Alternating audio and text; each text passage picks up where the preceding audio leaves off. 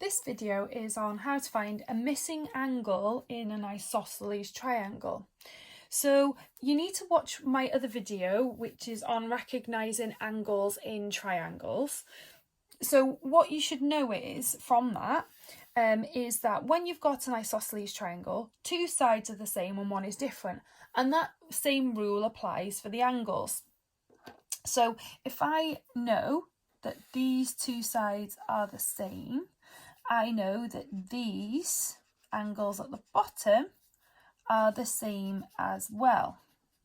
Okay, so this one is different, which means this angle up here is the different one. Okay, so it's kind of opposite, I suppose.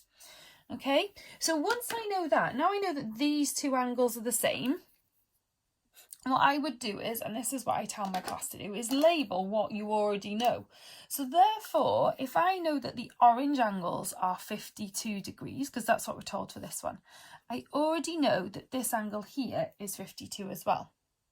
And because I know that angles in a triangle add up to 180, to work out the missing angle, I would need to do 52 add 52, which is 104. And then I would take that away from 180 to find the missing one. So the missing angle is 76. Okay, so let's do the same on the next one. I've got two sides that are the same. Therefore, I have two angles that are the same, which is this one and this one. Okay, my bottom length is different, and the angle opposite that is the different one. Okay, so this one is slightly different this time. I know the top angle, so I know the purple one is 23. But I don't know the orange one this time, okay? And I need to know both of them. But what I do know is that they're both the same size.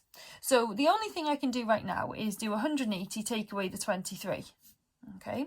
And that leaves me with 157 degrees. Okay, so the 157 is going to be shared between these two angles because they're the same size, so I'd have to share it into two, so it's 157 divided by 2.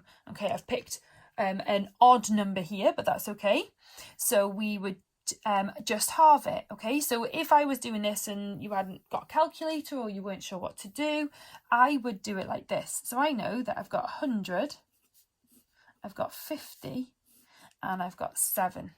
Okay, and I'm going to half each of these. So if I divide by 2, I've got 50. Divide by 2 is 25. Divide by 2 is 3.5. And I would just add these three numbers together. So I've got 75, 78.5.